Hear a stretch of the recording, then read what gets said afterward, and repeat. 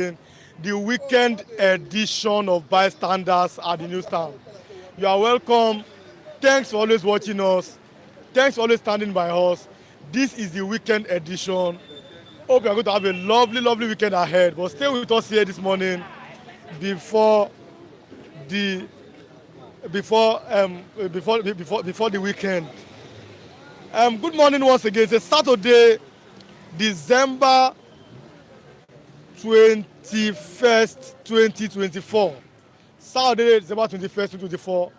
And all our viewers, tomorrow is our end of the year party. It will be shown live here. It will be streamed live here on Flip TV by 4 to 5 p.m. in the evening on Sunday, Nigerian time. Good morning once again. Let me start by reading from the Punch this morning. But I hope you've not forgotten, my name is Riwan Olasukomi. I'm reporting for duty once again. Ogba Ikeja, Lagos, Nigeria. Thanks for always standing and watching us. The Punch is saying this morning, major headlines. The Punch. Again, Port Harcourt refinery shut down after $1.5 billion rehabilitation. $1.5 billion rehabilitation. The Port Harcourt refinery has shut down again. Yuletide security agencies deploy operative as NRC offers free train rides. That's the Nigerian Railway Commission. They are offering train rides, but there should be security. That's what the agencies are now deploying up and down, which is good. Ibadan Funfair tragedy. Detained Oni as Queen hospitalized. IGS probe. On Wednesday, 35 children were killed in Ibadan during their end of the year party while trying to scamper for food. They were killed. And the people that organized the end of the year party was one of the Oni ex-queen, his former wife. Now she has been detained, but now she's in the hospital now. Whiskey Davido, that's celebrity beefs that shaped 2024. Soaring costs, shrinking income, dampen Utah celebrations. I said yesterday, one chicken is 30,000, one turkey is 130,000 naira. Bag of rice 90,000. That should be a good news. Federal government votes 27 billion for Obasanjo, Gowon, Buhari, others in 2025. Lagos idols where foreigners pay Nigerian recruits 300,000 for romance scam. Yaya Bello against freedom. 80 billion naira allegation. Teacher who sodomized my 10-year-old son must be jailed. That's Lagos murder. I have left the Punch this morning. I have here with me weekend trust. That's daily trust on the weekend. The many reversed appointment of Bola Ahmed Tinubu is on the Punch on the daily trust headline. Army Navy promote 254 senior officers. Controversies scandal that rocked Kannywood in 2024. Tinubu should reduce VAT to 5%. That's Professor Ode Ojowu. Hardship. We cannot travel for Christmas, New Year, says Nigerians. Bishi Bachi village where Kilishi business is family's legacy. I have left the Daily Trust this morning. I have now with me Vanguard newspaper this morning. Nigerians are saying we have no confidence in Inec to conduct credible polls in 2027. Nigerians are saying it's on the front page of the Vanguard newspaper this morning. Yakubu isolated in history over Ghana. Japa phenomenon exposing increase in paternity fraud. It's on the page 11 if you want to read. Why our judiciary appear to have collapsed. Retired Supreme Court Justice Amina Augie fingers corruption, calls for reforms. Obi offers to fulfill bail conditions of Arotimi. Ibadan stampede, pains of losing 2 children indescribable. That's distraught murder. Ex-banker Olusegun orders arranged over armed robbery. These are on the pages of the Vanguard newspaper this morning. Now I have the Tribune this morning. It's saying this morning, Edo High Court overrules governor over local government chairman. Ekiti Magistrate Court grants Farotimi 30 million bail. bans him from granting interview. Wike gives Abuja landowners fresh 2 weeks ultimatum to settle bills. Parents of Almajiri children should be in jail. That's on the front pages of the Sunday Tribune this morning. Pogu is saying it, middle belt leader. Let me read it again. Parents of Almajiri children should be in jail. Pogu, middle belt leader. Open grazing. S-man arrested in Oyo, fined 1.7 million naira. 3 policemen suspect die in road accident in Ondo State. Ibadan former tragedy. Makinde cancels birthday celebration. Ooni ex-queen, others still in police custody. Now, my last one for today is The Nation. It's saying, you tied Nigeria's jam market must in shopping frenzy. Property price skyrocket as demand rises despite economic hardship. FG offers 50% discount on road transport fares, flags off free train ride. Court restores suspended Edo local government chairman deputies. Forbes lists 3 Nigerians among wealthiest black Africans. Ibadan stampede. By 6 a.m., thousands were already at the venue. Untold story of condemned foul theft convict. All these are on the pages of The Nation newspaper this morning. The question, where do I even start from this morning? Almajiri children, their parents should be in jail. I seem to agree with Pogu, who is the Middle Belt, Middle Belt Forum, their chairman. I seem to agree with him. The amount of children that a parent can train should be what he or she should be giving birth to. Nobody should be allowed in 2024 to give birth to children that should be roaming about the streets. These are very, very, very bad, and our leaders should look into it. The children that you can train, give birth to them. Almajiri has now become something that will bring in shame to the nation. I'm telling you, if you say it is Islam, Saudi Arabia is practicing Islam. Let me start by greeting all my viewers this morning. Omo Odua in Toronto, Canada. Good morning, sir. Omo Odua. Hi, Chief. Omo Odua. We greet you this morning. Mr. Adigye Elonge, good morning, Free TV, and all my able analysts. Happy weekend. Happy weekend to you, Mr. Adigye Elonge. Like I said, tomorrow is our end of the year party. Be here. Stay with us. It will be shown live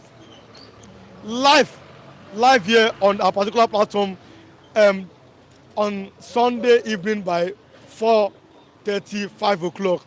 Aki Onowole, good morning. No, good morning to you, Mr. Aki. Thanks for always staying with us. Thanks for always staying with us. Our analysts are here. I can see Pastor Matthew, Mr. Matthew around me. Mr. Lawrence is here. Sachinedu is here. They are here. But I just have to chip in one or two things before I invite my analysts this morning. Omo Odua, I've greeted you. Good morning. Mr. Adigye Elonge, good morning. Mr. Onowole, good morning. King Joe Ogba, good morning. Miss Gladys Oyabo, always watching us from Los Angeles, US. Good morning. Dr. Okoji, good morning. Ogupi Onoha, good morning. There are many. Mr. Olasu coming from Wedding, good morning. Mr. Oladewale, good morning. Mr. How do I put it? Mr. Buraimo, good morning. Good morning. We love all of you. We appreciate you. We thank you for always standing by us. Flip TV is back and better. We love you and we appreciate you. But let me just do some analysis today, this morning. Obviously, I'm not just a presenter, I'm an analyst. Parents of Almajiri children should be in jail. Pogu, middle belt leader. I agree with him 100%. 100%. The amount of children that God has given you ability to have, try to have them so that you can train them. The Bible says that children are blessings from the Lord. So ordinarily, children should be a blessing, not a curse. Even in Lagos, you are going to see the Almajiri phenomenon, whereby children are harassing people on the road in Lagos. I'm live here in Ogba. I'm telling you what's happening now. Little children, they cannot feed. and they are now harassing people. And the harassment seems to be a very, very bad phenomenon here in Lagos. It's very, very bad. Ekiti court grants ultimate 30 million bail, bars him from granting interview. Yesterday, even the judge was saying that he forgot some of the rulings at home, which was controversial. And yesterday we saw how he was granted bail, tune of 30 million, and they said no, he should not grant any interview. Well, that's the kind of democracy that we have in Nigeria, and I don't start going to all the details, but it's a very, very bad something that in Nigeria we cannot practice a real democracy. Open grazing, S-man arrested in Oyo, fined 1.7 million. That should be a good news. No more open grazing, and the law should always take its course. And I think that the Southwest leader seems now they are not just backing, they want to bite, which is a very, very, very good news. Makinde cancels a celebration. Again, that's another good news. And then we should be very, very happy. Nigerians are now saying we don't have confidence in Inec. We've seen Ghana conduct election. When are we going to learn as Nigerians? Okay. Before I have Mr. Matthew this morning, let me first have him, then I'll have Mr. Matthew. Let me have Mr. Lawrence this morning. Then I'm going to have Mr. Matthew. He's at the background. Mr. Chedu is here. I think Mr. Raf is around too. Mr. Lawrence, good morning. Good morning. Nigerians are saying this morning, let me go to the point.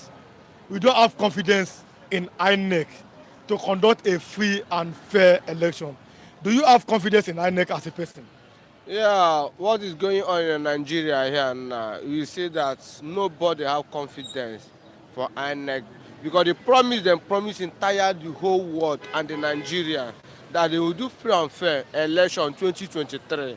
But what happened? In that minute, they shocked the whole world and the Nigeria. And the INEC is the people that put Nigeria number one, that put Nigeria for this disgrace Nigeria is passing through. See what is happening since after election of presidential election and governor election. Nobody in Nigeria again, even including the politician, they didn't have hope in INEC again. That is, nobody will come outside and say you have confidence that Nigeria will do free and fair election. And you see what's happened Edo and Ondo, the two elections that happened, you see that nothing like free and fair election is what they are doing is election. We know that since before Nigeria they exist, nothing like free and fair election, but this one is topically robbery in INEC, what they are doing now. When you have the money and you can buy whatever you want to buy, INEC, you must buy INEC too. Can somebody buy INEC? Yes. What happened in 2023 show you that they can buy INEC. Only INEC I see that they cannot buy is the one where cover Abia State election. You see what that woman did? It shows good legacy that Nigeria still have a good people can make nation to be changed. If Nigeria can put eye on the ground and get that kind of woman, put it as INEC chairman. He's talking about Professor Inena Oti. She's the one that conducted Abia election, and she said, and we saw it on TV, the man was saying, I was intimidated, I was harassed, I was bribed. It is on TV. But I am going to declare the person that won the election, and she declared Alex Oti. Then continue. Yes, it shows that we still have people that are very good in the Nigeria government as INEC. If they can bring that kind of person and put as INEC manager for 2027 presidential election, 20 people at this loading bay where there is this interstate transportation. Nobody seems to be traveling, and I ask these people, why are people not traveling? What's the problem? They are saying that Nigerians does not even have money to travel again. Are you traveling during this Yuletide period? Number one, I will not say that because of money make me I don't travel. Number one, in Nigeria, that's what Davido said, and the whole Nigeria, the politician in Nigeria say, let them kill Davido. But what the young man said is reality.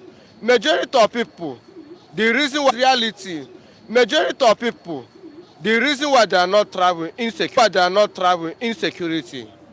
One thing. Number two, the transportation is too high for the common people to travel.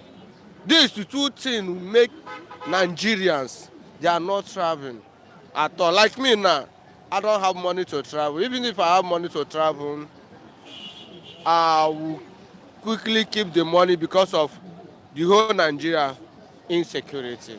You see what is happening in different parts of Nigeria, kidnap and all those terrorists. What they are doing, it cannot risk your life to travel. Look at people that are another important people in Nigeria that have the money. Flight is how much?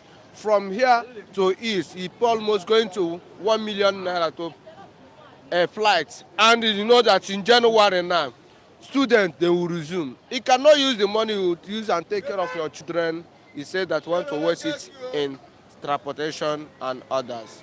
So let me inform my viewers. Some of our reviewers here, they are traveling, especially to the eastern part of Nigeria. And the reason why I'm happy is that I want them to come back and tell me the security situations and tell our viewers, because we've been hearing rumors that some part of Igbo land, if you go there, so when they come back, they tell you their experience and what they've seen on the road. I'm talking about the so-called checkpoints and what is advantage or disadvantage of the checkpoints in this part of Nigeria. But let us go forward and look at this something from the Vanguard newspaper this morning. Do you trust our the court, our judicial institution? No, the whole Nigerians, we don't have trust on judiciary. The judiciary already said their rights. Because of what? Politicians. When they do election finish, what the politician will tell you that let's go to court. And they know that court will tell them let's go to court. They already buy the court. See what's happened about Mazen Nnamdi Kanu. They already tell Nnamdi Kanu, the judiciary already tell the federal government to release Mazen Nnamdi Kanu. They said no. After everything, it showed that they are not have faith or decide anything judiciary is doing. They are only the godfather. Let me greet some Miss Gladys Oyabo, one of my favorite people. Good morning, happy weekend to you, Miss Gladys Oyabo. Good morning, good morning. I know you are from Los Angeles in the United States of America. You're always waking up to watch us. God bless you. Like what you are doing, like I said, click on the like button and share what you are doing. As about text, good morning to you all, good morning. So let us continue with what you are saying. Do you trust the judicial system in Nigeria? But we didn't trust them again. Because what is happening in Nigeria, you see that the whole politician already buy the whole judiciary. Look at in the southeast now. Let me use it. Let's say in the southeast now. In how many few months ago now, they tried to pursue the whole judiciary in the southeast because of what? They are turning everything upside down. Look at what happened in the presidential election. What happened after election? They say let's go to court. To the court, judiciary cannot stand for their feet again to defend their people. Because of what? The set of people already bought all of them. They don't have confidence again. Talk less of the people they are defending. We are the citizens of Nigeria. We don't have confidence in judiciary. Only people that have confidence in judiciary is the people in the biggest fish we have in Nigeria. We always call them biggest fish. This is only the biggest fish that the judiciary can respect and favor. But we are commoners in the streets, average people. We don't trust judiciary again. Okay, thanks so much for coming, sir. And God bless you. You have heard from Mr. Lawrence, the interior decorator, saying that he might not be able to go home for the Utah season because high cost of, like I said, I did my survey yesterday, went to different parks. I was in Ojota, I was in Yanokwaja. You could see that there was scanty movement of buses, and I'm like, during a festive period, I spoke to one or two drivers, and I was saying that people are afraid to travel for two main reasons. Number one, insecurity, but number two, there's no money to even travel. If a chicken is 30,000 naira, a turkey is 130,000 naira, it is a very, very, very sad development. I can see Mr. Christian at the background. But let me have Pastor Matthew or Mr. Matthew this morning. Mr. Matthew, you are welcome. Thank you for having me. We have no confidence in Inec. Nigerians are saying so. And according to the Vanguard this morning, he said, Yakubu isolated in history over Ghana. What does that mean if Nigerians are saying they don't have confidence in Inec? Personally, I do not have confidence in Inec. It's a known fact that Inec have not lived up to expectation. It's a known fact that in the last 2020 presidential election, Nigerians were not satisfied with the way Inec managed that election. Remember that before that election, Nigerians, all the stakeholders, were of the view that the electoral act should be reviewed by National Assembly. And it took so much effort from Nigerians to put pressure on National Assembly to amend some relevant sections of that electoral act. And the area that is very important is the area that has to do with mode of transmission of election results. Even at the point when National Assembly amended the Constitution and said that the decision of where and how to determine the mode of transmission of election results, that INEC should be reverting to National Assembly for approval. Nigerians were vehement against their opposition to that idea, and before you knew it, the National Assembly amended it and gave INEC the liberty, the discretionary power to determine the mode of transmission of election results. When INEC will come up with their guidelines before the election, they said they were going to transmit the election results electronically. But surprisingly, at the nick of time, during the election, of course, during the collation of results, they reneged. And that was the bane for the challenge, the people who were dissatisfied challenged that election. Though Supreme Court validated the election of Senator Ahmed Bola Tinubu, but that does not mean the judgment of Supreme Court is infallible, according to a retired judge of the same Supreme Court.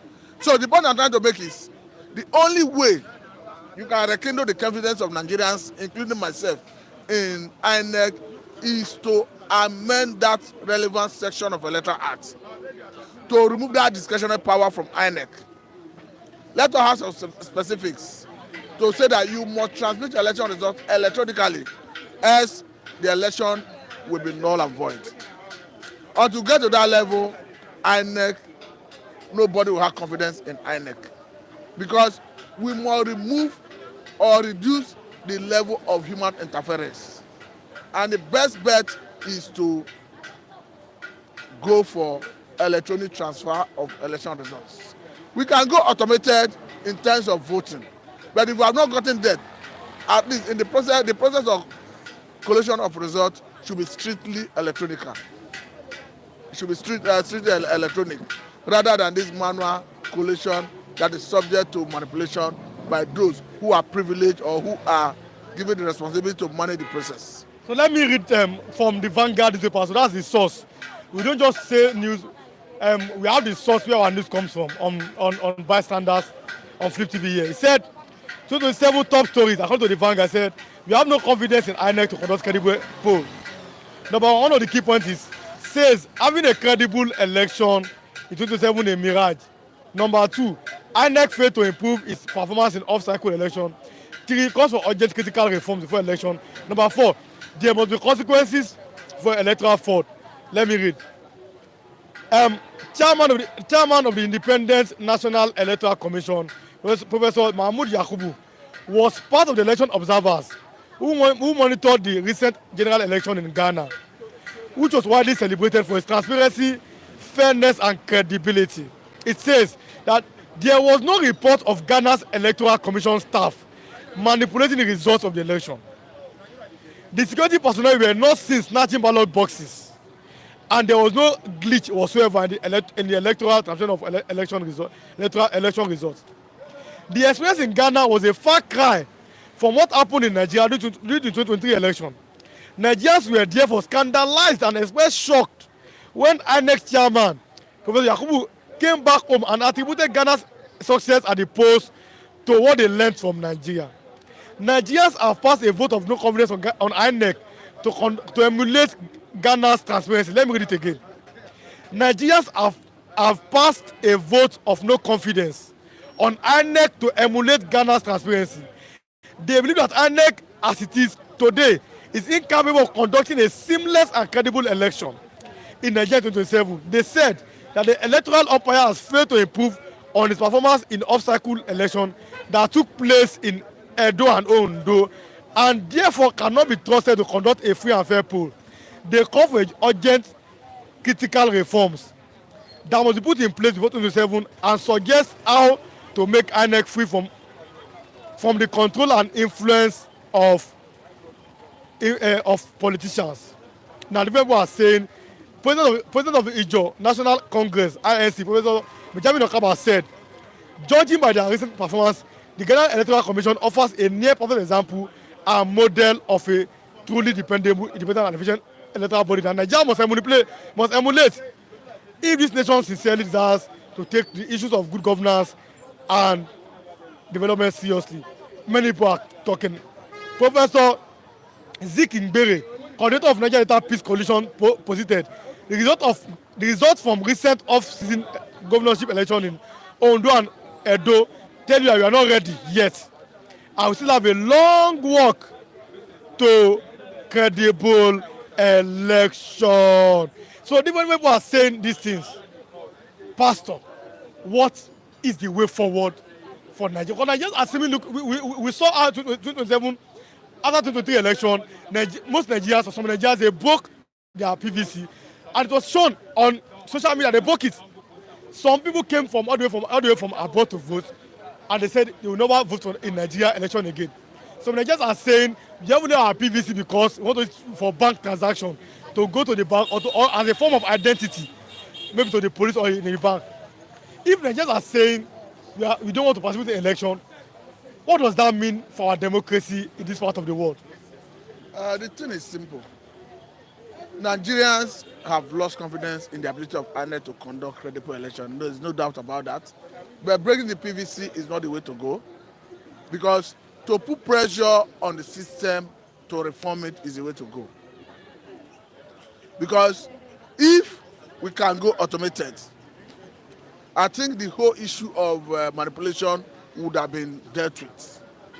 If we have a device, or yes, let me not even say through our respective phones and all that, if we have a device that the INEC personnel will come with, once you put your finger in the case where you vote, it goes to a designated server, and all the stakeholders will have access to monitor the result as it's trickling in real time.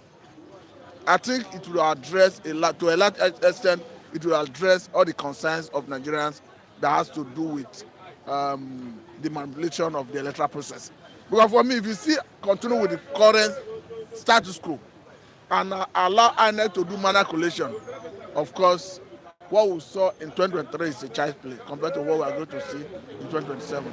So I told our viewers, I'll ask you that question, but I told our viewers 2 weeks ago, I said, when I heard that Port Harcourt refinery is working, I said to me it's a magic. That's my opinion, and I always have my opinion on every topic. I said this to me is a magic. I don't think we are ready for it. Today, Punch newspaper the headlines. He said again, Port Harcourt refinery shut down after $1.5 billion rehabilitation. Truck drivers declare week-long wait for fuel. What do you have to say concerning this? It's a failure of leadership.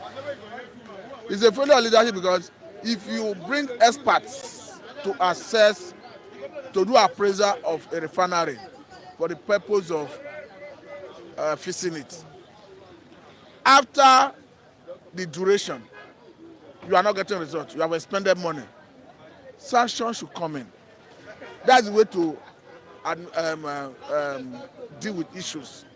If you are not sanctioning people, people are not being made to pay for negligence. The consequence is what we are seeing. This is not the first time we'll be seeing Nigerian government spending money on turnaround maintenance and not getting results. If by the time Mr. A does it, there is no result, he's sanctioned in terms of dragging him to court, making court allowing court to make a pronouncement.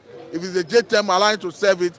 Next time, if you invite experts to assess a refinery and money is given, they will know the implication of not doing the right thing. So as long as we are not ready to sanction people who do wrong, we continue to bear and live with this consequence. So the reason we are seeing this is because it's failure of leadership. Daily Tribune on Saturday, that Saturday Tribune, it said on the major headlines, parents of Almajiri children should be in jail. Pogu, middle belt leader. Do you agree with that statement? If you are saying parents of Almajiri should be in jail, the grandparents of Almajiri should be in jail, then their great-great-grandfather should be in jail. You are talking of a faith system. You are talking of a society where even their great-great-grandfather do not know the importance of sending their wards to school. The point I'm trying to make here is the parents of those Almajiri are Almajiri themselves. They are a product of a full society. So what I'm saying is, it's a failure of leadership. And the only way you can address it is because even the people you call the parents of the Almajiris, they are people who perhaps live from hand to mouth. You can imagine a situation where you born a child in Sokoto at the age of 5, 6, 7. That child is taken away to Kano. He lives all his life there in the name of Almajiri. That's the type of Almajiri system you see them practice in the north. So you need, first of all, to reorientate and educate the parents. And this is not just a function of the parents taking care of these children, because the parents themselves are Almajiri themselves. The parents themselves are not informed. So the government should start driving the process from the beginning. Make a policy that no school-age child should be outside during school hour, and let government take on the responsibility of providing that basic education, at least primary and secondary school level. Once that child is educated to that level, of course, the child can be articulate to start thinking and knowing what is right and wrong. Then, if you do it for a period of, say, 10 years, 20 years, you would have phased out that system of even those that will come up in due course of time and give birth would have been knowledgeable enough to know that, yes, we can not leave our children to experience this type of life. Then again, if poverty is an issue in those parts of the world, in those parts of the country, you need to address it. Because a parent who can barely feed, it doesn't matter the policy you are bringing in. If the parent is living in pedantry life, it doesn't matter the policy of government. If they have no money to send their children to school, they have no money. So the government must find a way of, if it is a skill acquisition, whatever you need to do to alleviate the suffering, or rather the financial status of those people who are dwelling in those rural areas is very fundamental. So to answer your question directly, it's a failure of leadership in the north. So let me read first. Then I'll do some history here. Now, according to the Nigerian Tribune, it says the national president of Middle Belt Forum, Dr. Bitrus Pogu, said these out of school Almajiri children are one of the reasons why maybe they are these Lakurawa terrorists and all these vices in the north. Let me tell some of our viewers. Almajiri, the word was derived from Al-Muhajirin. I grew up a Muslim, so I know these things. Now, who are the Al-Muhajirins? They follow Prophet Muhammad from Mecca to Medina. That means the people that journeyed. Where Prophet Muhammad come from is Mecca. Are they practicing the same thing in Mecca? Islamic countries, United Arab Emirates, where Dubai is, talking about Abu Dhabi, they practice Al-Muhajirin there. Are they practicing in Kuwait, in Qatar? This to me is political, because I think that this poverty is being made deliberately so to keep the children poor as to use them by the elites in the north for the election. We've never seen any child of the elite, somebody from the north doing almajiri. Always the poor children. Do you agree with me? I think I totally agree with you. But don't forget that the other time there was effort from northern leaders to abolish almajiri, where they started arresting, mopping up almajiris and sending them back to their different states of origin. I think it was under COVID-19 when the issue of social distance was a major concern for the whole society. So if they could think in that direction to curb social distance, why don't, I think they would have sustained that idea by now, would have dealt with the issue of almajiri. To be quite honest with you, almajiri is a problem in this country. It's not just a problem for the north. Yes. Why I say it's a problem for the country is they are vulnerable to be radicalized into extremism. Call it Boko Haram, call it ISWAP, call it Ansaru terrorist organization. And a good number of these radicalized terror personnel, or if I use that language, are from the almajiri. So until you start educating the children from the cradle, they can know the right from the wrong. That is when you can say, okay, if somebody approaches you to say, come and join this terror group in the name of Islam, the person will be able to know that these are not Islam values. But because they are not educated, it's difficult for them to decipher and differentiate Islam value from what is not Islam value, and they are easily recruited into this terrorism. So, Mr. Matthew, let's go to the fact that Mr. Dele Farotimi was yesterday granted bail to the tune of 30 million, and the court bars him from granting interview. What's your opinion about that?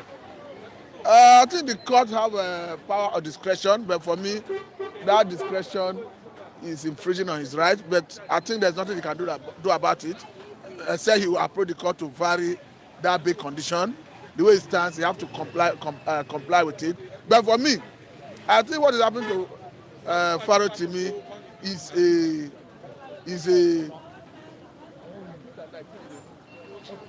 I think what happened to Farotimi, for me, the government is tired. Because they are tired because they are saying that this is like the government against the people.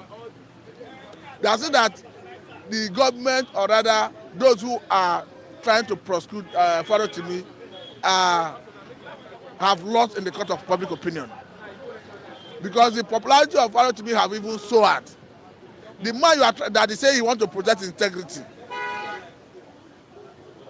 by now, his integrity is going down. So for me, Farotimi is, though he has been granted bail, and I'm happy he has been able to meet the bail condition. So, but the way it is, let's watch and see how the event will unfold itself. Okay, Omodua, this will say a very big thank you for the gesture you extended to myself, and for the gesture your donation to the party, end of year party. I think it's 30,000. You gave me 20,000, and some other persons you equally give them. I must say a very big thank you for your gesture. For the gesture. Thank you very much. Yes, I've received the money. Okay. Thank you so much for coming, Pastor Matthew. Let me have Mr. Rav this morning. I think he's going somewhere, but I can have him twice. Mr. Rav, good morning. Good morning to you. Good morning, highly esteemed viewers. I thank all of you that actually, dole out something to us over about the party that is bound to hold tomorrow. Thank you, Mr. Omo Odudua. Omo Odua, we thank you for the gesture you sent to us. You sent money to us through Rewan. We thank you. Mr. Udabala, I recognize you from Cameroon. Thank you for the gesture you've given me. Mr. Izuchuku, the gesture you've given to me, I'm remembering you. Mami Kechi, the gesture you sent to me, I'm remembering you. My man, Chede from Southern Africa. Thank you for the gesture. I'm thanking you, Tunde Okafor, for the gesture. I'm thanking you all for the gesture you have sent to us. Mommy in America, compliment of the season. Mr. High Chief OJ Okwadi, compliment of the season. Many of them. I'm telling you, many of them. Gladys Oyabo. Thank you for the gesture. I'm thanking you all. I'm recognizing you all. Then, stay tuned tomorrow. We are going to stream live our end of the year party. I don't know what I understand. So, bless you all that are watching us every day. Akim Olachupo, Sketo, my man. Akim Olasupo, my man. All of you guys, I'm remembering you all. Mr. Izuchuku is watching from Congo, Kinshasa. He's a nice man. For the gesture you give me, thank you so much. Many of you, many of you, the Udabala I'm talking about, Udabala watches from Cameroon. I have many of them like that. Then again, Mr. Waneri, he lives in UK, is watching. Mr. Adija Alonge, good morning to you all. King Joe Oba, you sent gesture, I think the number first person. King Joe Oba, thank you so much. I appreciate you. Mr. Ukwoji, Dr. Ukwoji, we thank you so much. Taiwo Dunlade, we thank you so much. Taiwo Lawal, we are thanking you so much. Compliment of the season. Oga Kazim from Texas, compliment of the season. You know now. You know what I mean. So, all of you, Olayinka, Mr. Cole, that works with U.S. Army, I'm thanking you, sir. I'm greeting you, sir. I'm sending my, recognition message to all of you that are giving us view. Mr. Aki Onowole, thank you. Mr. Onuoha, I told you that you are my namesake. Mr. Onuoha, we pronounce it Onuora in Anambra State. You people pronounce it Onuoha in Imo. So we are the same. Your name is synonymous to my own name, same meaning. I'm greeting all of you that are watching us every day. Jenogo, Abu, Chop, Stop and Chop, all of you. I always hail you guys. Frank Morgan from Angola, I'm hailing you. Who again? Mecca, Desmond from Italy, the one that lost his mom. He told me the story, he sent the message to me, he just lost his mom. May her soul rest in peace. May her soul rest in peace. G-Wagon, Mr. F, all of you, many of you, Mama Israel in America, all of you guys. Then again, Lizzie Lewis from Belize, and Hajia Halema, she lives in California. I think she's from Auchi, Edo State. So, I'm sending my message across to you guys. Merry Xmas in advance. And you know that New Year is fast approaching. So, I wish all of you guys Happy New Year in advance. Then Christmas, I don't think it's up to 72 hours now, or maybe 96 hours, Today is 21st. Yes. Okay, that is just 72 hours. Yeah, 72. 72. Well, more than 72 hours. Jeff Obi from Germany. Jeff Obi, my man. Jeff Obi. Sandy Juku from Dusseldorf. My namesake is here. Mr. Olasukomi Adewumi is here. Olasukomi, yeah, the guy when they always ask about my number. Olasukomi, I hail you. Olasukomi, I hail you. Dennis, I hail you. Lucky, I hail you. Ike Chuku from Netherlands, I'm hailing you. Osas, I'm hailing you guys. Osas, I think from Germany. Mr. Olasukomi is saying that he has been out of town for some time. He just came back. Okay. So, Mr. Olasukomi, glad to have you back. God bless you. Glad to have you back. Glad to have you viewing us as usual. You are welcome. Olasukomi, you are welcome. Then all you guys that are watching from Europe, I'm sending my message across to you. It shall be well with you guys. Igbo First from Germany. Igbo First, that's his name. Igbo First from Germany. Igbo First. Igbo First. Igbo First. Yes. Igbo First from Germany. I dey throw away salute across to you. Oga Adelege man. Mr. Olasukomi Adewumi, when is your party coming up? Mr. Olasukomi, our party is tomorrow.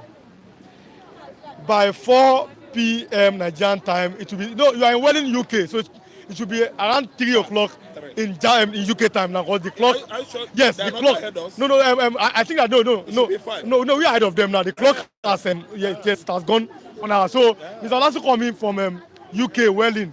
Tomorrow by 4 p.m. Nigerian time, we should be streaming this end of year party live. So you can still. 4, 5 years. So Mr. Olasukomi, you can still do something to us, and we will gladly appreciate you. Igbo first saying Ise, yes. Igbo first, we love you. It's Igbo first. Igbo first is just like resounding amen. It is done. That's the meaning. In your language, I think Ashe. Ashe, yes. Ise, yes. In English, it's a man. You know. In the Bible, it's Igbo. So Omo Odua, you asked me to do something. Omo Odua.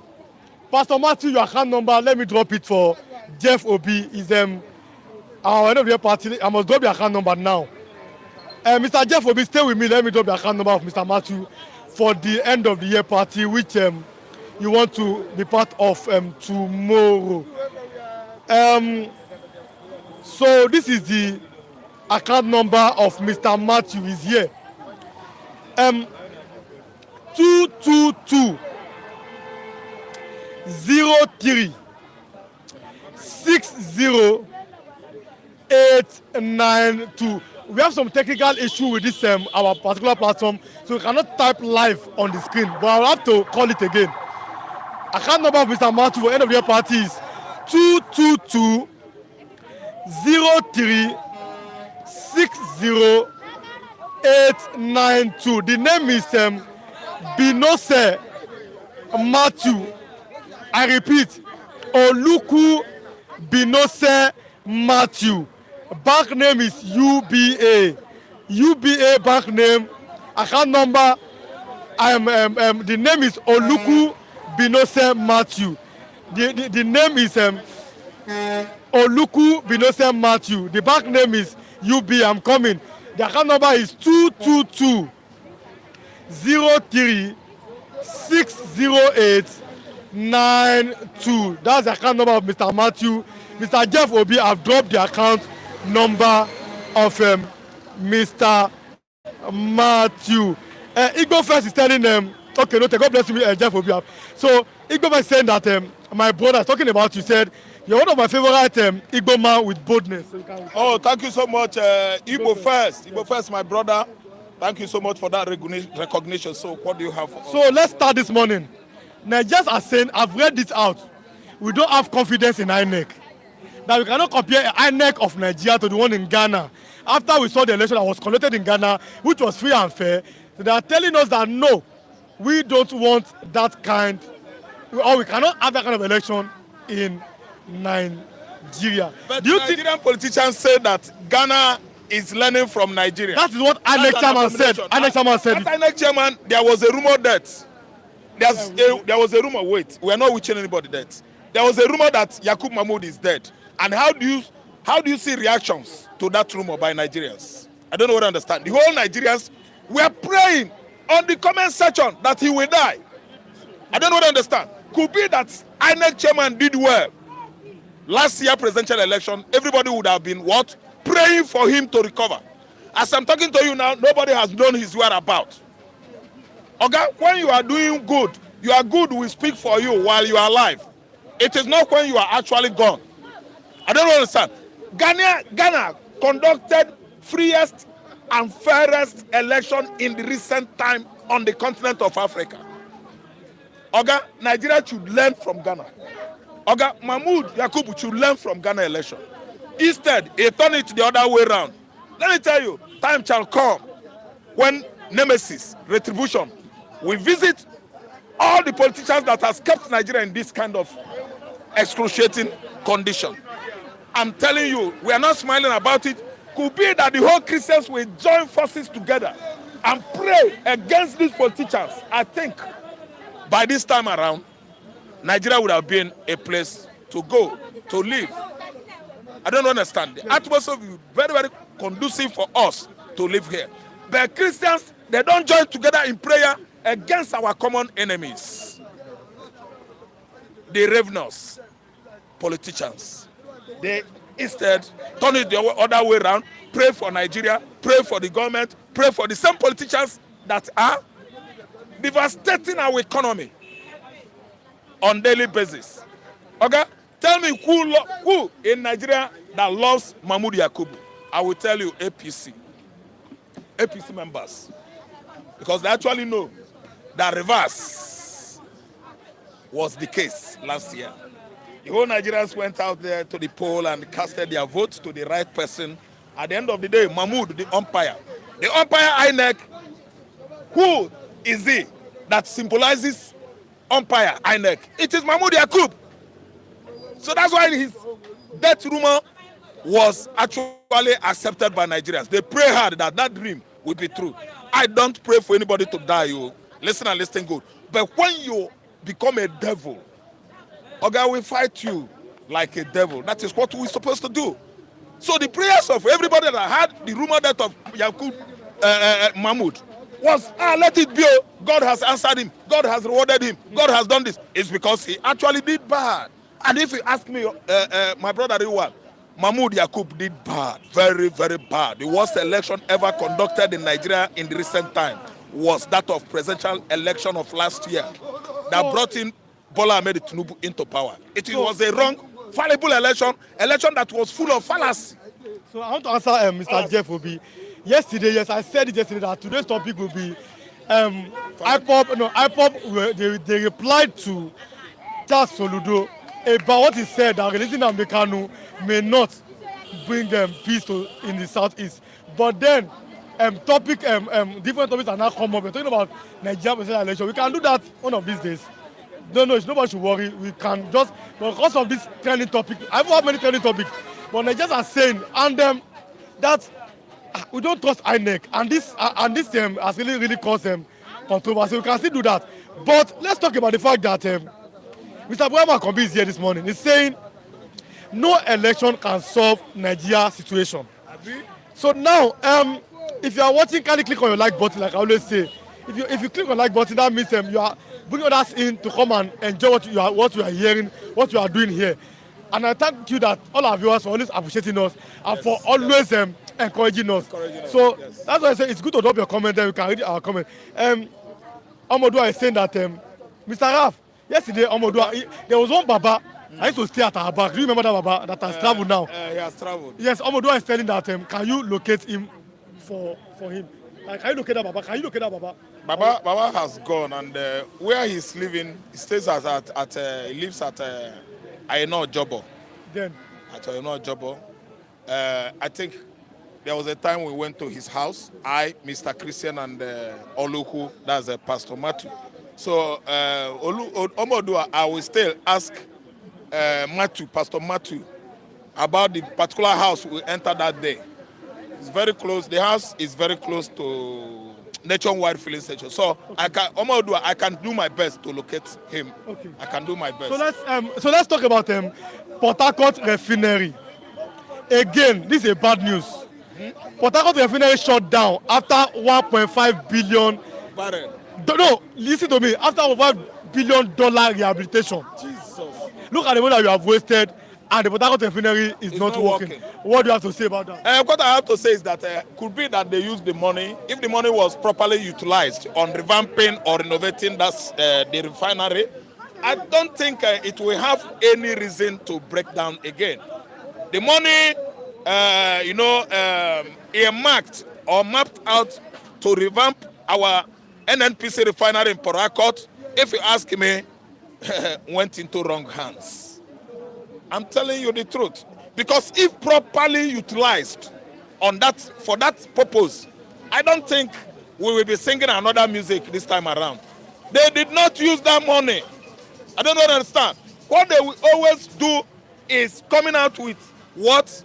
Skyrocketed, highly inflated quotation. I don't understand. Is that money not enough to build a new refinery if well properly used? Why not add additional amount to it to build a world-class refinery? Nigerian problem is too complex. our NNPC, the major source from where Nigeria is earning money for how many years now, is being neglected.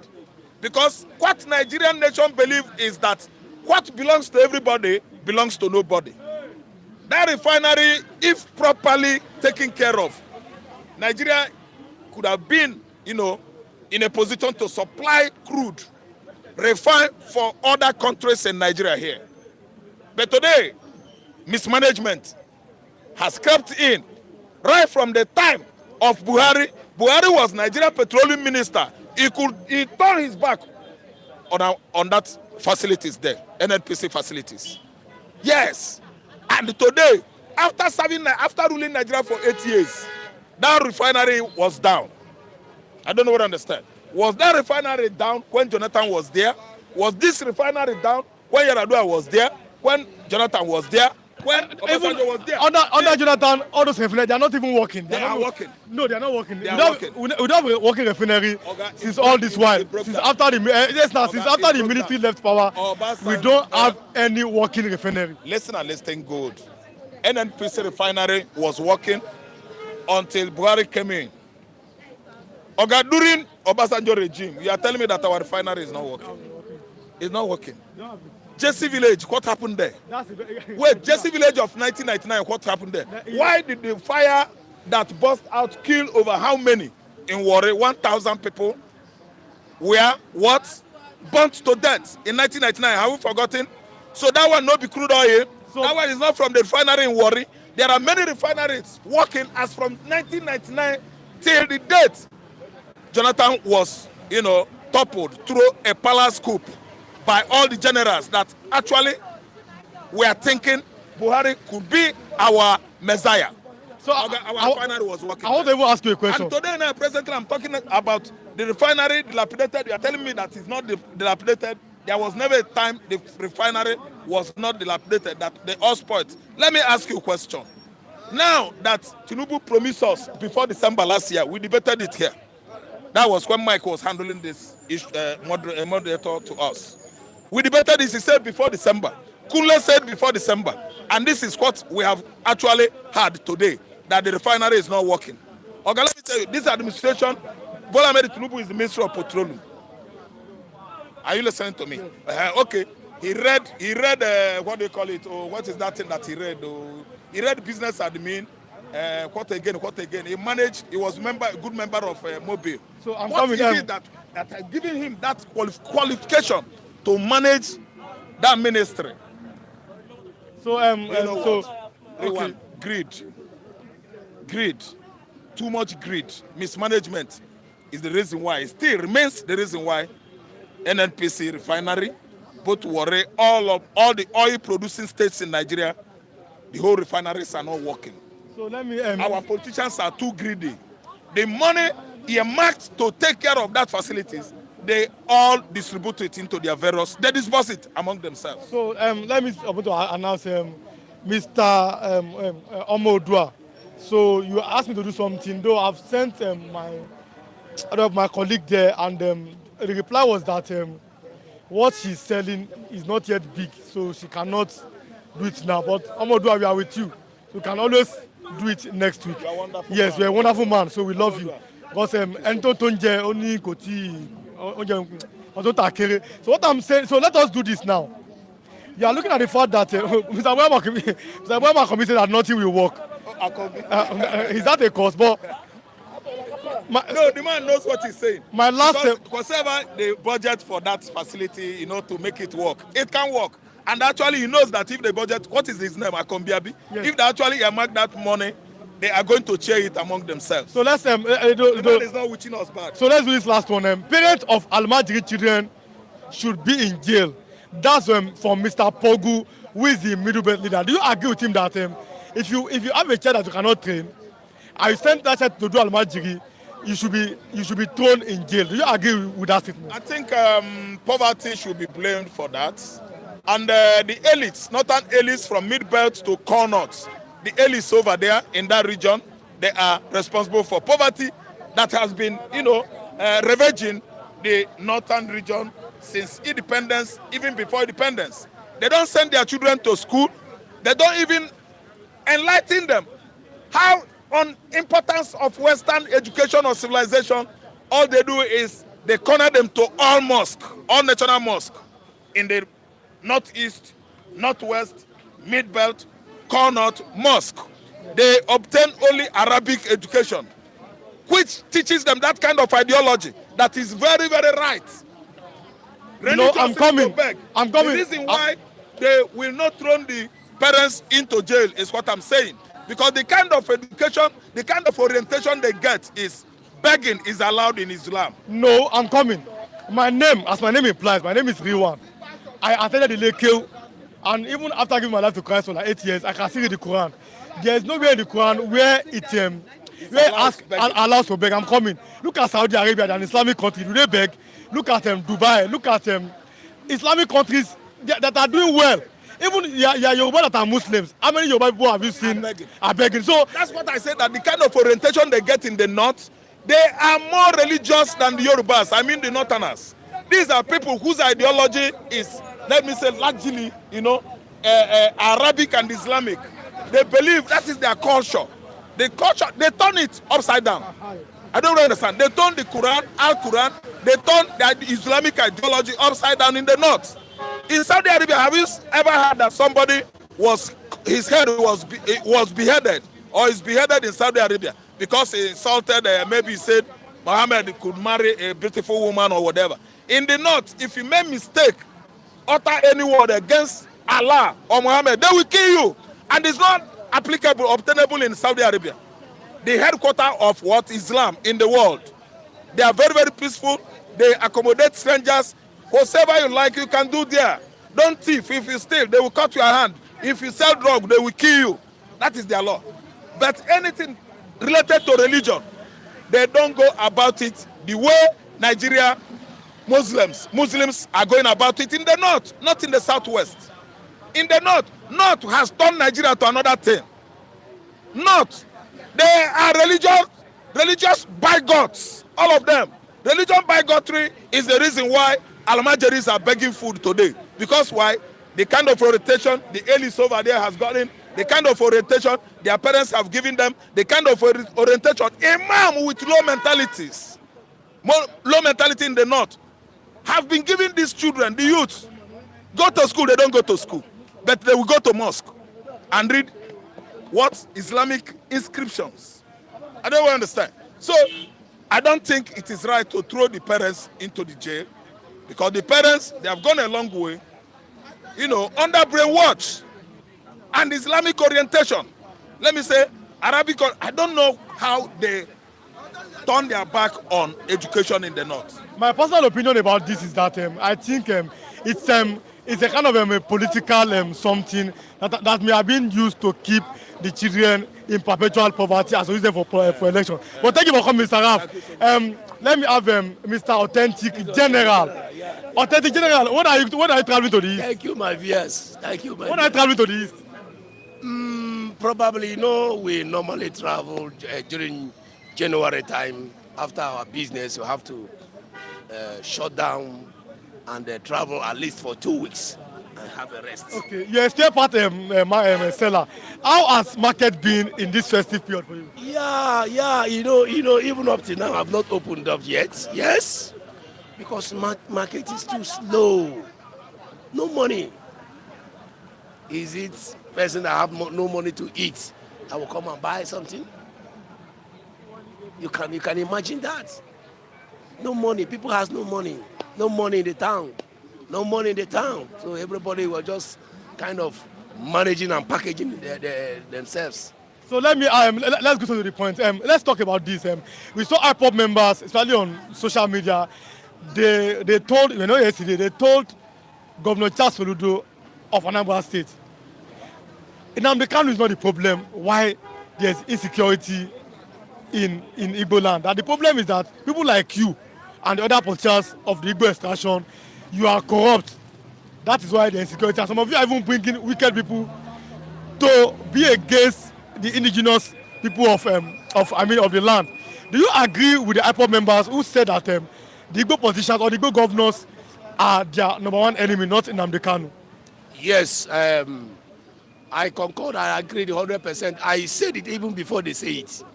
You agree with me that you granted me interview about this 2 days, I mean 3 days ago, and I say that the problem we are having in eastern part of Nigeria is the politicians and the governors. Before the IPOP said this yesterday, I told you initially that the problem we have is the politicians, not the Nnamdi Kanu. Nnamdi Kanu is not. I told you categorically they are rejecting about this guy. They are afraid of this guy because of the mammoth kind of followers he has. Ebenezer Godson, good morning, watching from Denmark, proudly Igbo. So that's the opinion. Okay, good morning, sir, Mr. Ebenezer Godwin. Good morning, Godwin. Good morning. Kechi. Man, what I'm trying to tell you is that the problem we have in the southeastern part of Nigeria is the politicians and the governors. They are not doing any good to the citizens of they are not even protecting the property and the life and property which they took an oath of it, but they entered when they assumed office. You understand me now? They are the one orchestrating this evil, this mayhem in the southeastern part of Nigeria. They are the one bringing them to maybe to I don't know, it's a way of getting money because insecurity votes they are giving to them. You understand? They are giving to them, they are just pocketing it for them to get money, more money. They are the problem. Not Nnamdi Kanu. And then Nnamdi Kanu told them categorically previous years that get me released, give me barely 2 hours. If you hear anything, bam, in the eastern part of Nigeria, and they held him. He said it. No, Kanu said it. Yes. Why not try that option? Get me out of this place. Give me 2 hours. If you hear anything, bam, again. But then, if you had made that statement, Nnamdi Kanu, as you said that when he said, "Get me out of the detention and give me 2 hours, there'll be a peace in Southeast," then why hasn't he been released? That is it. That's why I'm telling you, he has not been released because of their evil agenda. He has not been released because of the money they are using him to make, using that kind of certain evil kiosk in the southeastern part of Nigeria to make money. That is why he has not been released. Mr. Godwin is okay. I'm tired of the Nigerian news. Off to work. God bless you, Mr. Ebenezer Godson. God bless you, my brother. So, Mr. Abraham is saying that no job, no money. Is that the truth? Is that the truth about Nigeria as at now? No job, no money. Of course, yes. You know, no job, no money. You asked me about the market. I told you that nobody is buying. Everybody was just quiet. It is only when you see something to eat that you can eat. Many Nigerians don't even know what their parents, their children is going to eat. Many Nigerians they don't know what their children is going to eat. So let's talk about the scourge of Almajiri, because Mr. Abraham is saying that I think we must be very careful in Yoruba land. We are seeing the fact that these little children, you are seeing them, Almajiri children, have now encircled Yoruba land. What does that say about the security in Yoruba land, or even in Nigeria? You cannot say in Nigeria. It's just a measure of Yoruba land, because you can see, unlike before, the Alamajiris have circled the Yoruba land, and Lagos, the Yoruba land people are not doing anything, saying anything about that. You see them trooping in with not only the Alamajiris, you see them trooping in every day by day with their trailers coming in like whatever, and they are seeing it. And they were busy pursuing shadows instead of tackling the insecurity. These are the people causing mayhem. They were busy pursuing Igbo man. Igbo man do this, Igbo man say this, Igbo man want to collect Lagos, Igbo man want to take over Lagos. Do the level and then leave the rest for God. You are looking at these people, and these people are the ones that will terrorize you, the people that will cause mayhem in the city, not an Igbo man. Igbo man will always build. He always build. Are you seeing it? Igbo man will come and invest. That is the work of an Igbo man. So tackle the insecurity. These people we are allowing now, in future, there will be problem. Okay, thank you so much for coming, Mr. Authentic General. Thank you, my brother. His spare part, Thank you, my brother. Gila Thank you, here. my brother. I'm looking at Mr. Christian is here. Mr. Christian is here. I'm looking at Mr. Nia and Mr. David too is here. But let me start from Mr. Christian this morning. Good morning, sir, Mr. Christian. Yeah, good morning. Good morning.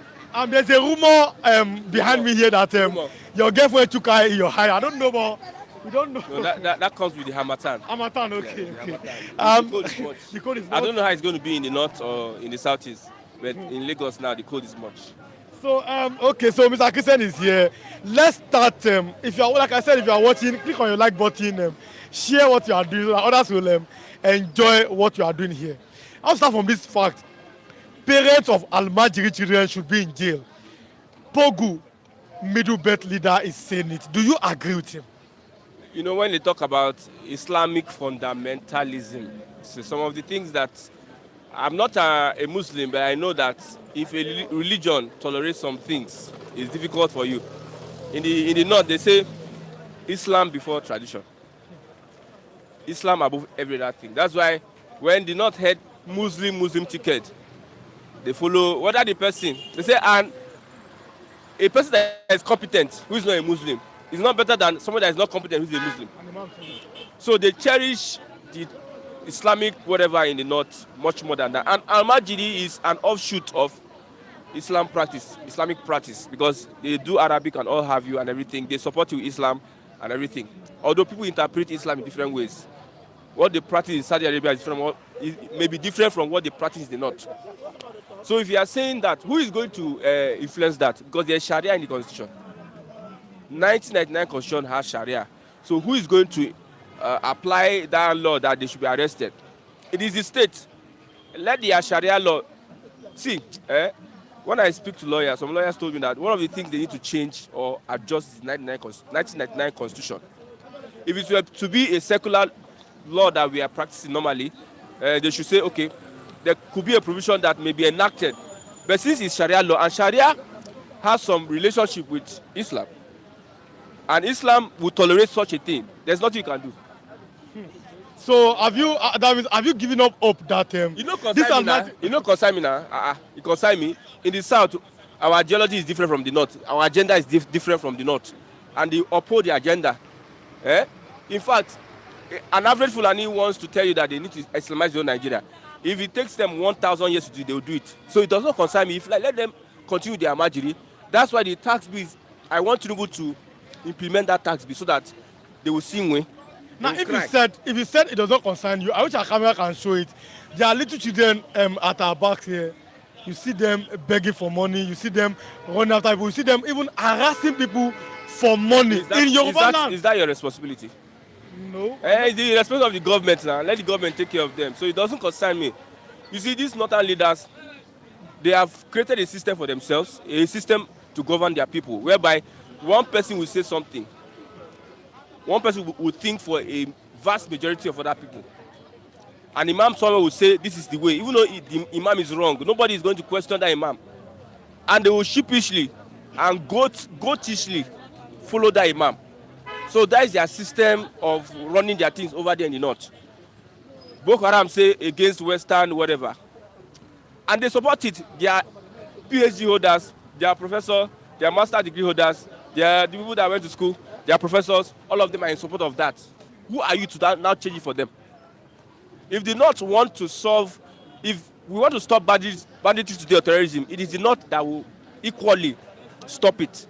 But since they don't want to stop it, who are you to now say you want to stop it for them? The government allows them to come on the streets now. Some of them, when they collect the money, they have some people, there are some people stationed in one place. They will send those children in the streets. The children will now start collecting money, and go and remit to them. So it's a source of business. Do you agree with Adije Eloge who said that Nnamdi Kanu warned Yoruba people against Fulani invasion of Yoruba land, but they were busy chasing the eagles? Before you know it, one thing about Fulani is that when Fulani puts their leg in one place and they do foundation, their leg is strong. It will take bloodshed for you to remove them. Look at Ilorin. We know that the language spoken in Kwara State is Yoruba, but go and get an Oba in Ilorin. That in Lori gaga. They are even debating who is Saraki. Is Saraki a Yoruba man or a Fulani man? Let me ask you. Is Saraki a Yoruba man or a Fulani man? Can you say Northwest, Kwara State is Southwest? They don't collect that. They don't collect that. Isheshe festival. They stop people from. Even Isheshe. Even Wale Soyinka talk. Then ban them now. Then ban Isheshe festival from Kwara State. You cannot see. The problem we have is fundamentalism, Islamic. This Fulani, because I believe Islam has different interpretations. We have the one that Saudi Arabia and other developed countries of the Muslim world practice, different from one these northerners, especially Fulani. They use Islam to want to grab people lands, and somebody said that Islam will dominate. That means they are using Islam as another avenue to dominate people. If you say it is Igbos, and Igbo come here, people that are saying that Lagos is no man's land, an average Igbo man that has a property in Lagos will not say so. An average Igbo man that has invested interest in Lagos will not say so. It's all those ones on the street that we bragging. It's just beer parlor talk. And some Yorubas, I believe that it's as a result of jealousy and envy. That's why some people are taking it personal. Your real enemies are those that will go to Ondo Forest and kill farmers and take over their farmlands. Such will not happen with the Igbo people. They come, if you don't sell to them, will they force you? If they want to rent a house, if you don't rent to them, will they force you? But the Fulanis will, if you go to Ijushaga, there's a place near the bush. They will go and get a settlement. They will stay there. As if it's the outskirts of... You cannot drive them away from there. They're always going to different places, dominating. There's a viral video whereby one man was pursuing a Fulani person with his cows, was beating the guy because the guy was encroaching. They encroach. So if Igbos are your problem, you have not started anything, you never see anything yet. Look at, prior to December, they are pushing banners, Lekki Mosque. Jesus is not this one. They are pushing for ethnic rivalry, ethnic crisis, ethnic differences. Small. It's an agenda they are pushing. They know that the North does scatter with all their fundamentalism, their religious. The North does scatter. They want to bring it to the Southwest. I think the tax bill has exposed a lot of things. And I don't know what is Tinubu's plan, but I know that Tinubu will make sure that everybody at the end of the day, everyone will now look for where his father will point to his father's house. At the end of Tinubu's regime, he will spend 8 years. All those people that are saying this one, he will spend complete 8 years. Nobody is stopping Tinubu from spending 8 years. After Tinubu's 8 years, Nigeria will restructure by itself. Look at Middle Belt now. They are shouting, "Oh, we don't want." Outside saying we don't want Fulani. Middle Belt say we are not part of Arewa, we are not part of North. Everybody is now getting the point. So naturally, we all find our level at the end of the day. So let's talk about this headline from the Vanguard newspaper this morning. It says we have no confidence in Inec. Nigerians are saying it to conduct credible election in 2027. Yakubu isolated in history over Ghana. These are on the pages. I'm not on the page of the Vanguard this morning. What do you have to say concerning this new development? Nigerians are saying 2027 election or every election, we don't have confidence at all in INEC. Nigerians have been talking, but they don't show workings. Everybody know that they don't have. In fact, the reasons why people voted the last time was because of the electoral reforms. That even the same electoral reforms were used to deceive Nigerians. There's a clause whereby they said, okay, if the IREF, the transmission of result is not possible, we'll use manual. So they use one transmission of result, the other one manual. Nigerians were not looking at that. They could use that manual to rig the elections.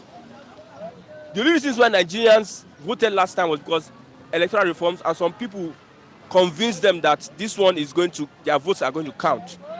It is not today that they never believed in INEC. And it's INEC now proved to them that they can never be relied. Look at Edo election. Look at Ondo election, especially under the APC. So it is not by talking, show workings. What should be done? That is the next thing. What can we do? What can we do to make sure that you reform the sector? But with all these criminals in power, would criminals reform the INEC that they are benefiting from? Tinubu, when they said, you're all re-elected. Those who you call your lawmakers, would they reform the INEC? Labour Party lawmakers are moving from Labour Party to APC. Why? Because they want to sustain their personal interest to become lawmakers. Maybe the APC have promised them that, my guy, we own Inec. Maybe, I'm just assuming. If you don't join us, you might not get goodies. If you don't join us, we might rig you out. If you enter APC, you get a second term. Like what Tinubu told them, you're all re-elected. It's for their personal interest. So these lawmakers you have, do you think that they want to reform an INEC that may eventually free and fair elections may put them out of power? Do you think they will want to reform INEC? So it's all about showing work. I've said P2B, Atiku, all those people that want to contest 2027, if they don't call for reforms, and the reforms should be monitored and seen by Nigerians, the reforms of the judiciary, the police, and INEC, especially these people that are being appointed, there's no show for them at all. So, Mr. Christian, do you agree with one of our earlier viewers who said that no election can solve Nigeria's situation? That's Mr. Buema. Do you agree with him? I've been saying this over again. The system is rigged against the people. The system is not designed to benefit the people. You understand? Any election, even P2B enters here today. The only reason why I supported P2B is that P2B may expose most of the inefficiencies in government, and they will eventually impeach him because corruption has to fight back. It is the change of system that works for Nigeria, not election. Going for another election, almost everybody in the civil service, almost 90% are corrupt. It is still among the same corrupt people that you appoint a leader in the civil service. Almost 90% of people in the INEC are corrupt. It is still in the same INEC that you appoint an INEC commissioner. Almost all 90% of people in the EFCC are corrupt. It is still in the same EFCC you appoint EFCC chairman. So why are you wasting your time than changing the system? So all the election, all those ones, we are just playing at the end of the day. Mr. Sitoju and Omodu, I say that Christian, another brilliant mind. Now say that imagine these young brilliant minds to be in diaspora and display their sagacity. And okay, Mr. David, I'm having that. It means that brilliant man, Mr. David. Yes. Another brilliant mind is David. Mr. David is talking. No, he's coming next. Let's round off with this. Why judiciary? Why our judiciary appears to have collapsed? That's according to different people. But does it mean? Because go to court. My father always tells me when I was growing up, in my language Yoruba, tí ẹnì kan bá ṣẹ̀ tó bá ní gbé ẹjọ́ lọ sọ́dọ̀ ọlọ́pàá, ó túmọ̀ sí wípé ẹni yẹn ti ní èèyàn ní àgọ́ ọlọ́pàá. It means that if somebody offends you and they keep telling you go police station, it means somebody have people there. Go to court. It means that, or it may mean that these people there have people at the court. The Nigerian judiciary appears to have collapsed. What do you have to say about that? The Nigerian judiciary and Nigerian police are like husband and wife. Nigerian judiciary and Nigerian police, they are like husband and wife. If the wife reports the child to the husband will give judgment, abi. If police catch you, they carry you go court. Now court will give judgment. Okay, let's look at corruption in police. Some police checkpoints that IG of police have said no more checkpoint again. They still go on with checkpoints. What is their prayer every day that they catch what Yahoo boy? They are not praying that Nigerians will adhere to the rule of law. They are not praying that Nigerians should obey the rule of law. They are praying that Nigerians should fall short of the rule of law. They are praying that they should catch somebody that they will extort. That's the prayer of an average policeman, which doesn't understand policing. Go to police college and see what they are doing in police college. You run around the whole building and everything. Look at what the PPRO said, that insulting your leaders is a criminal offense. And look at how they blasted him. This is the kind of people we get in police force. So this is the wife, not to talk of the husband, which is judiciary. When they tell you go to court, just know that it's finished. Look at Dele Faro to me. Look at the bail condition they gave Dele Faro to me. One of them was that he shouldn't speak to the public. Somebody that is supposed to defend himself. You people refuse to allow him defend himself in the court of law. But yet you put him one prison, one station, another station, one court case, so as to silence him. So, see, Nigeria don't tire me, go. Nigeria dey sue me. Nigeria dey sue me. Mr. David, Mr. David is next year. Let me have Mr. David Okay. on this particular Yeah, good something. morning. No, I don't. No, I want to have Mr. David on this. Maybe you'll be my last. No, I dey comot. Okay. Said it's so let me have Mr. Jim Sir, highly respected, yes, journalist. He's a trained journalist, so highly respected. Mr. Jim Sir, where do we start from? Okay, let's start from the fact that Nigerians may have lost confidence in Inec. This according to, and let me announce Christian will be part of our end of the year party tomorrow, and he must be there. He must be there. It's part of us. It's a one big family. So, Mr. Jim Sir, Nigerians may have lost confidence in Inec. What do you have to say about that? Well, you know, it is normal for them to, or for us to in general, because over the years, Nigerian people have seen no clarity or the aspect for them to actually go with, the INEC official based on the electorals, the last 2023 election, the one before that, chairmanship election, they have shown a lot of concern that, oh, this is the person we did this for, the polling unit, the counting of the the ballot and the likes of them is not so. And some places whereby for no reason they will just like what nullify the voting and for other states. So that makes them too, and Nigerian people are beginning to ask why not, if you are embracing everything, borrowing money, other language, culture, all forms from the foreign, from the foreigners, why not let us embrace what we call electronic voting? So, Mr. James, sir, you agree with me? Or people always say that Nigeria is the giant of Africa. But if Ghana is now, in quote, teaching us how to conduct a free and fair election, what does that mean to our name, or let me say our prestige as Nigerians? I will tell you, for every human, as they say, there is greed in every human created by God. But the level of our greed, how we have developed the greed, now differs. Like I would say, we are human. When you taste power, it's actually beautiful. You might not want to let it go. It takes the grace and a free heart, someone that just, as I say, leaders are not being born. Leaders are not created; they are born. Yes. It's a natural thing. If you are not a leader, you are not a leader. It's not what you come to life to learn and practice. So, embracing electronic voting, it will reduce like vote buying. It will reduce a lot of saga during election period. And those who have been there since 1999, the democracy and these very movements, what? There's no how. Change will happen. In the 2023 election, it happens that they didn't see it coming. Most people did not see it coming, but I saw it coming. And I've been telling people that what? Much reason why there's rig in election is because you are not going out to vote. Just imagine this is a local government now. The registered voters in local government are just 100, for instance. They will be bringing a ballot paper of that certain amount of registered voters there, which is 100. Now, out of those 100, 20 people just come out to vote. You understand? 20 or 30 people came out to vote. What happened to the 70 people, registered voters, that did not come out? That means you are giving them upper hand to be able to use your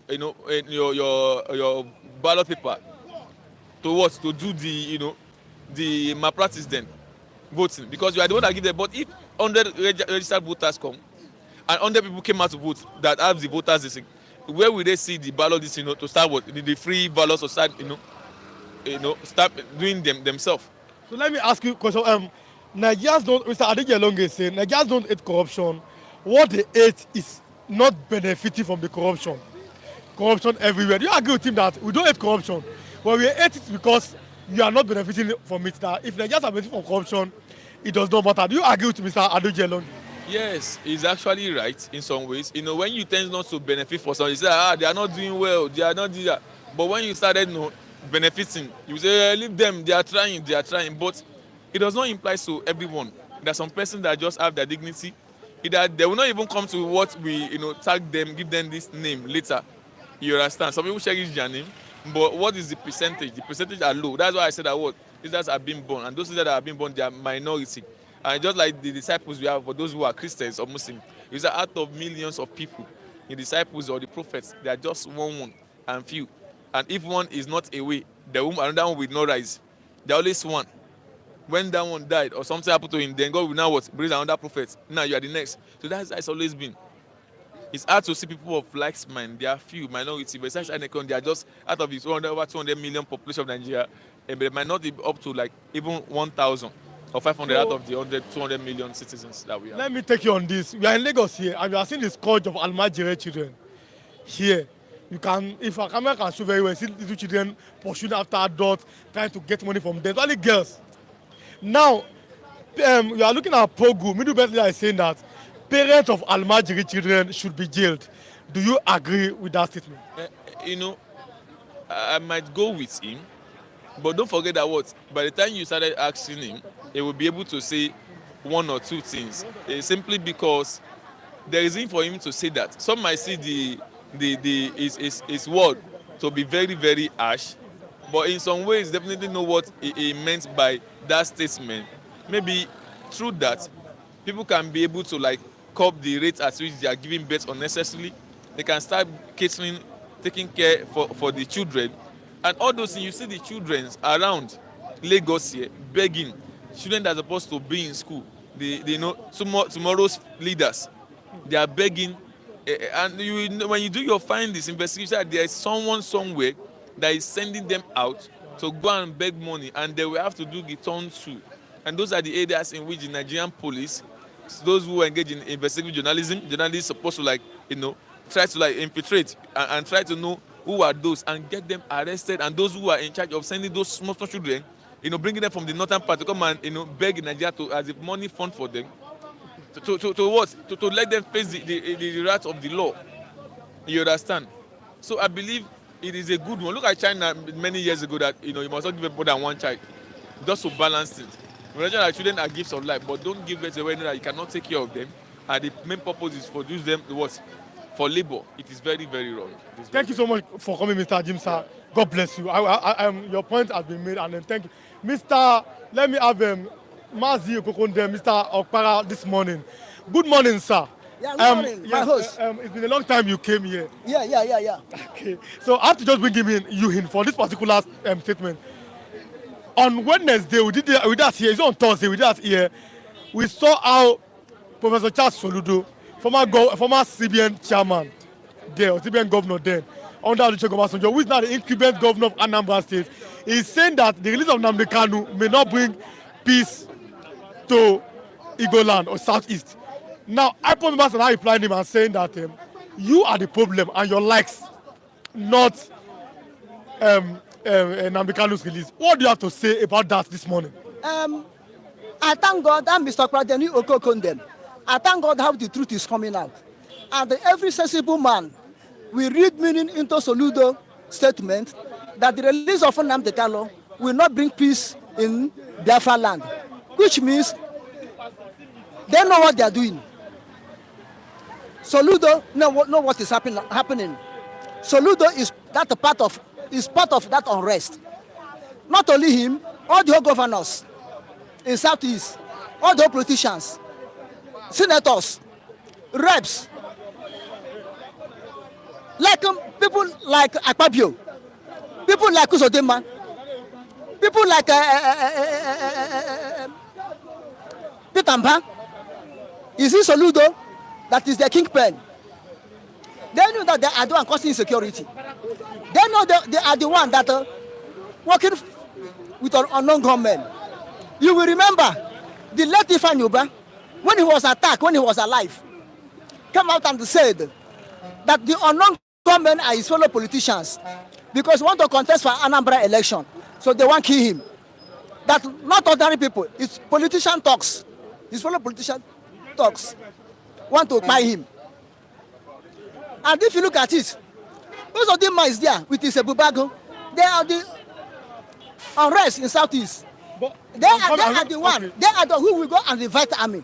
Army cannot come to your state without your permission. Army cannot come to your state without your own supervision.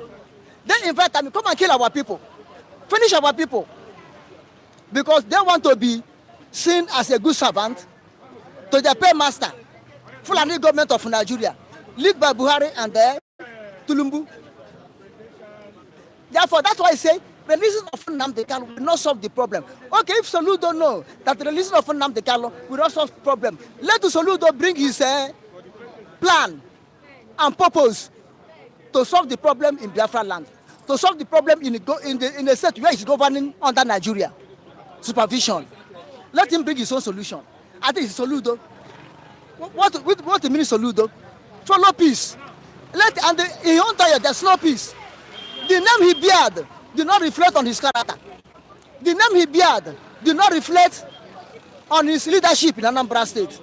Solu Udo. Now, if there is no Udo, then let him bring solution to that Udo. Solo Udo. Now he's Solo. Now let him bring solution to that Udo. So, Mas we are looking at the fact that he said, according to Charles Soludo, he said, the Biafra agitators are now, or in quotes, are criminals now. That they are now hiding under Biafra agitation to perpetrate criminals. IPOB members were saying that no, it is you that always invites criminals to come to our state to now paint IPOB or Biafra agitators in a very bad name. Where do you stand? Where is your stand? Who do you think is really the problem of the insecurity in the southern eastern part of Nigeria? The insecurity are the governors, mainly, followed by senators and the rep, then Hanes and Igbo and traditional rulers, then including Igbo businessmen who feel that without Nigeria they cannot do it. Igbo businessmen like Otto, Eze Nupo, Igbo businessmen like Cubano chief priests. These people are there that perpetrating evil in the Biafra land. Now, if you come, what IPOB said is real. They will go and bring them and paint IPOB as a terrorist, as a murder group. Well, Boko Haram, Fulani herdsmen and others, nobody in the north have painted them that name, rather they defend them. And on the other hand, it is IPOB that caused it to themselves. If they did not betray Nnamdi Kanu, if they did not join hands with politics, they will not have this bad name they are having now. If Nnamdi Kanu is out, all could have been over. Do you understand? And now, look at it. There was a time when Soludo came out, I think during the time of Buhari, and said the unknown gunmen have been known. And these unknown gunmen have been known. They are members of IPOB, repentant IPOB, who decided to work with the government now, that are government agents now, working hand in hand with them. They are the unknown gunmen. So, let me take you on this before I let you go.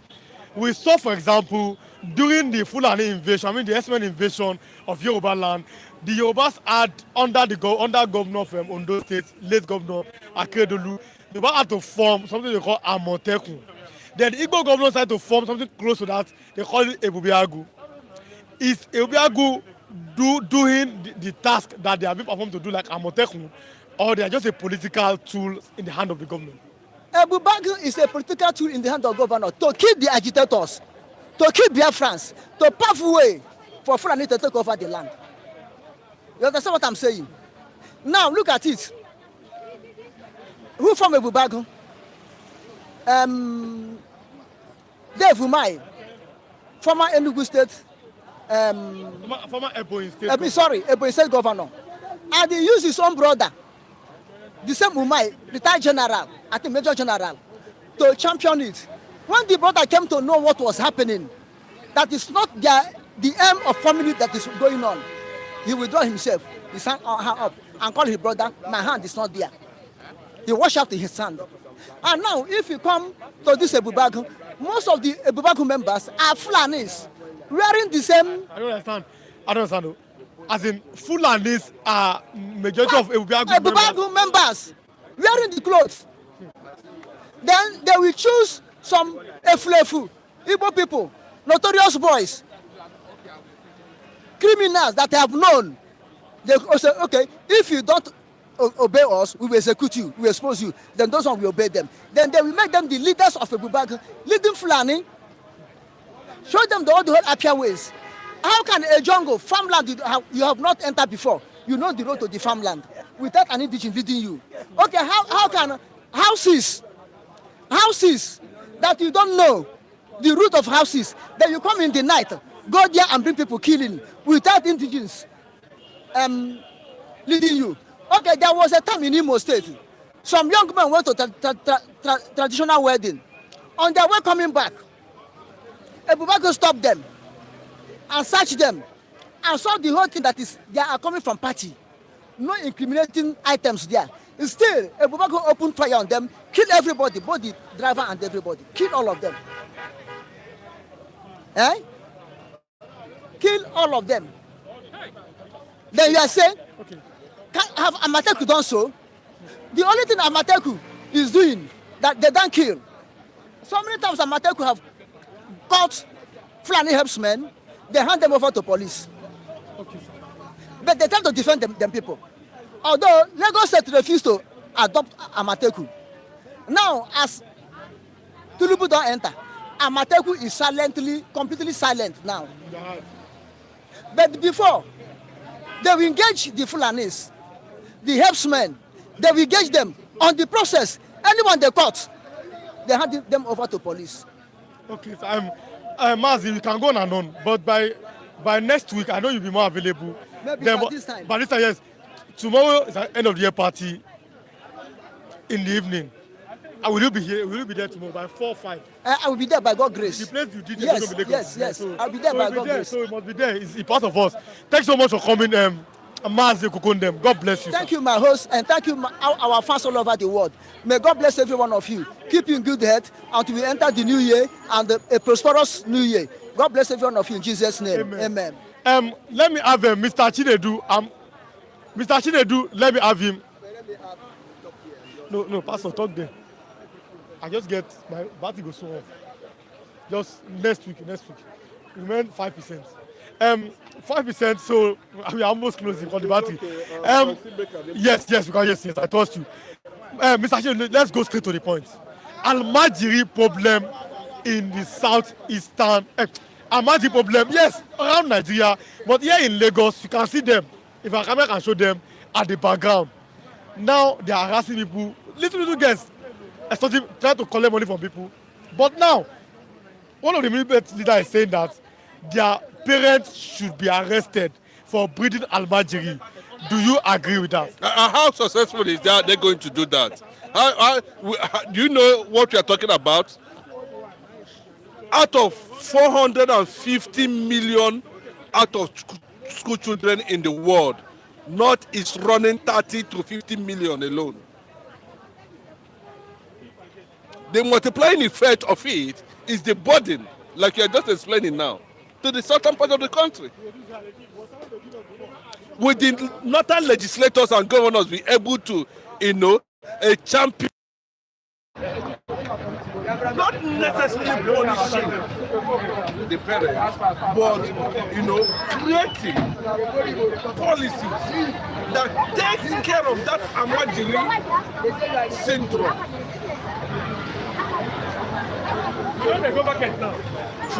Put them on a scale whereby certain things will be thoroughly checked.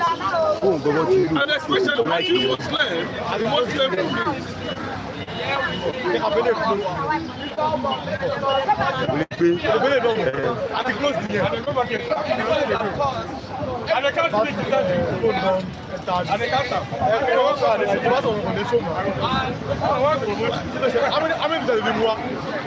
89.